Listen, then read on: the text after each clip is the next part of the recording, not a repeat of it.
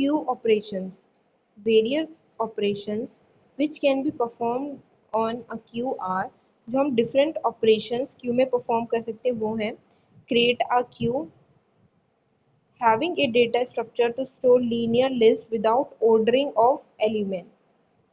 हम क्रिएट कर सकते हैं क्यू को डेटा स्ट्रक्चर के साथ लीनियर लिस्ट में. ओके, इंसर्ट कर सकते हैं element. Insert an element will happen using rear. Rear will be incremented to hold the new value in queue. अगर हमें वैल्यू इंसर्ट करनी है क्यू के अंदर तो हम रियर वाले पार्ट से करेंगे और रियर क्या करेगा, इंक्रीमेंट कर देगा न्यू वैल्यू को क्यू में.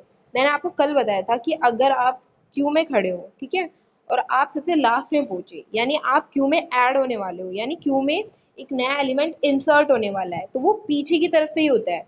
आप किसी भी लाइन में लगते हो तो पीछे की तरफ से ही लगते हो ना, तो इसलिए एलिमेंट हमेशा रियर एंड यानी पीछे की तरफ से इंसर्ट होता है. डिलीट एन एलिमेंट, अब मैंने आपको बताया था इसमें फीफो यानी फर्स्ट इन फर्स्ट आउट के प्रिंसिपल पे ये वर्क करता है. तो अगर आप बिल जमा करने के लिए गए हो और लाइन में आप सबसे आगे खड़े हो, तो आपका जब काम खत्म होगा तो आप चले जाओगे, यानी उस लाइन से एक मेंबर कम हो जाएगा, यानी एक एलिमेंट डिलीट हो जाएगा.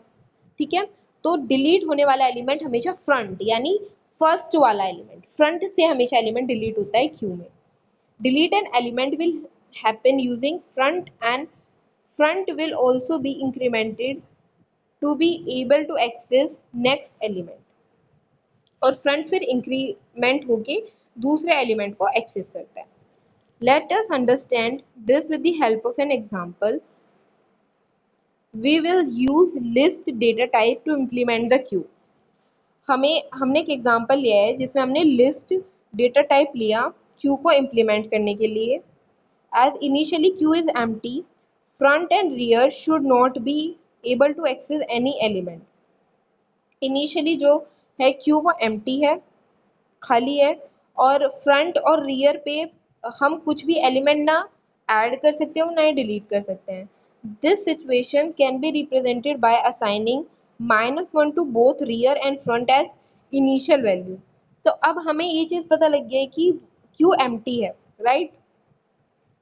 तो हम क्या करेंगे, रियर और फ्रंट दोनों की वैल्यू -1 कर देंगे. और बच्चों इसमें एक कंडीशन होती है राउंड क्यू की भी. राउंड क्यू,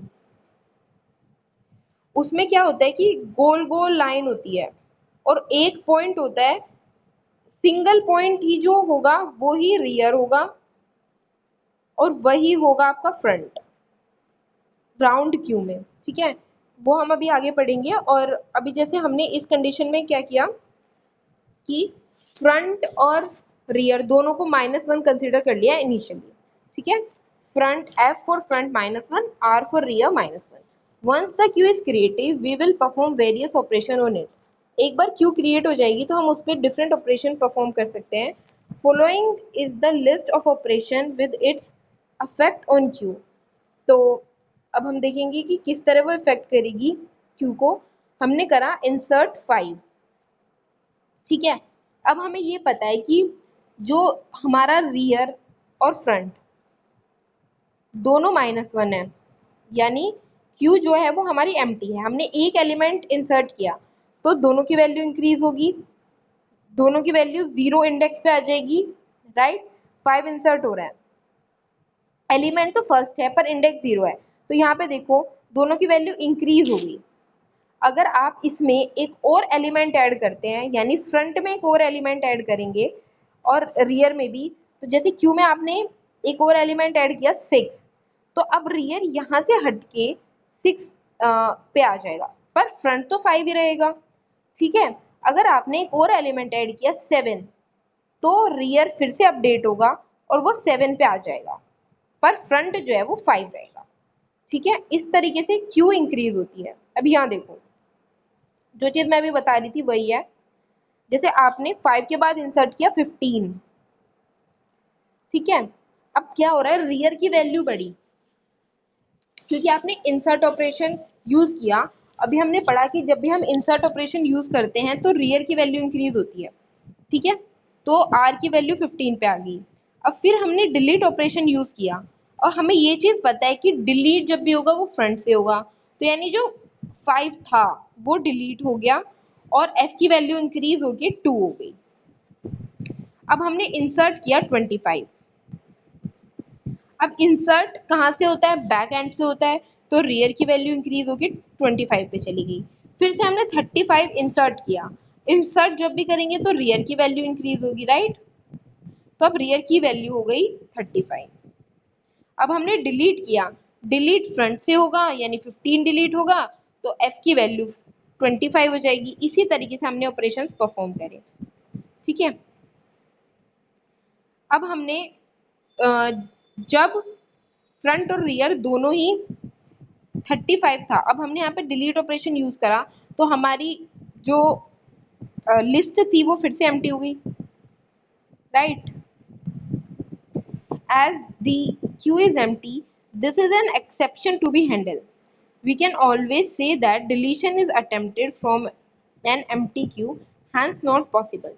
देखो, कभी भी हम खाली चीज में से कुछ कम नहीं कर सकते, तो ये एक एक्सेप्शन है कि हमें ये चीज पता होनी चाहिए कि चीज खाली है, लिस्ट खाली है।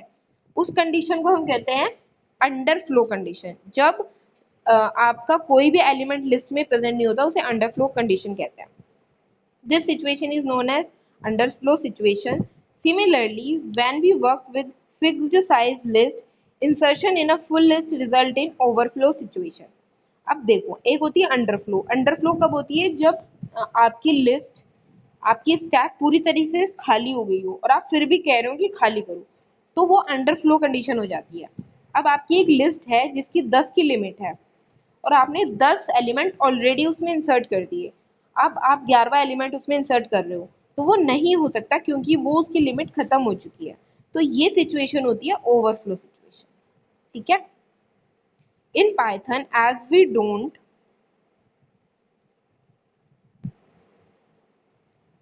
have fixed size list, so don't need to bother about overflow situations.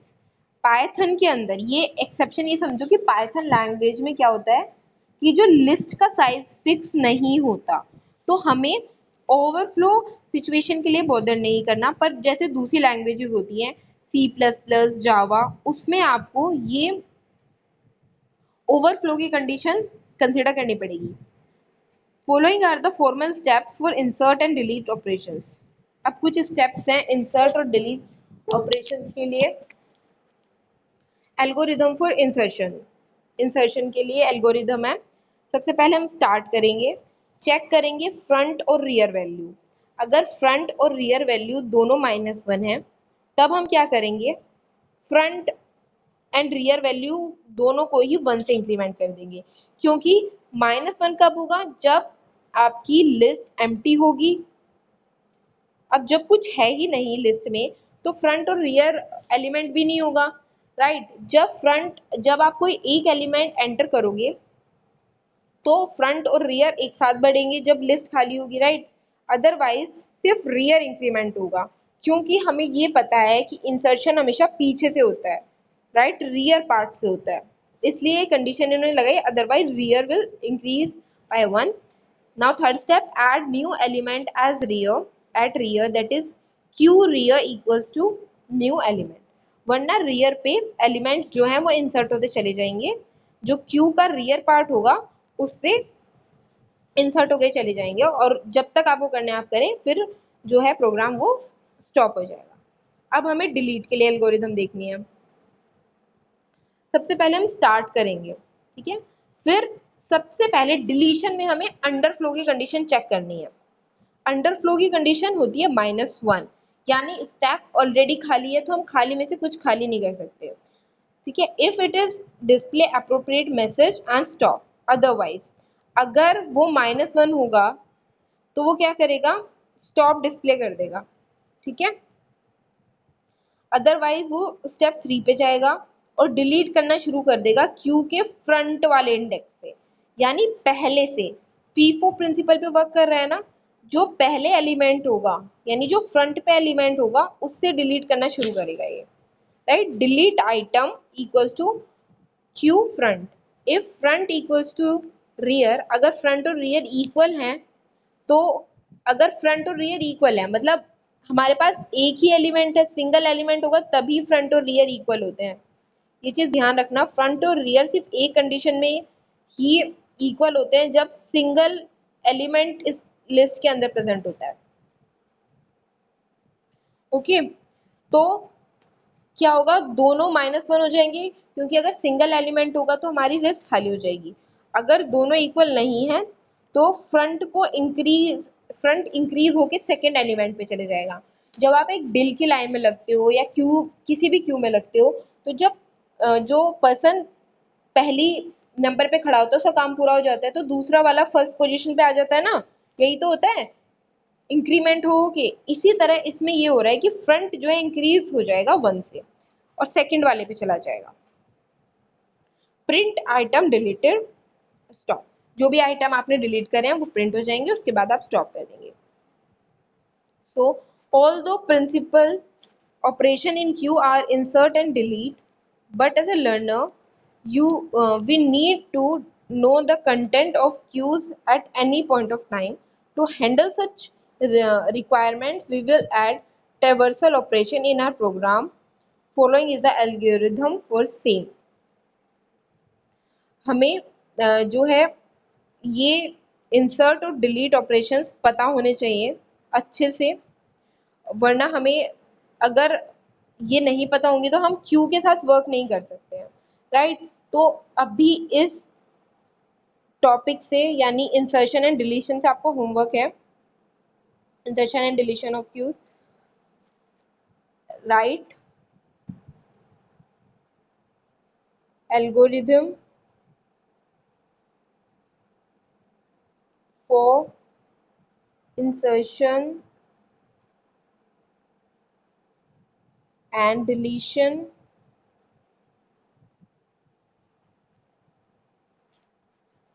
on queue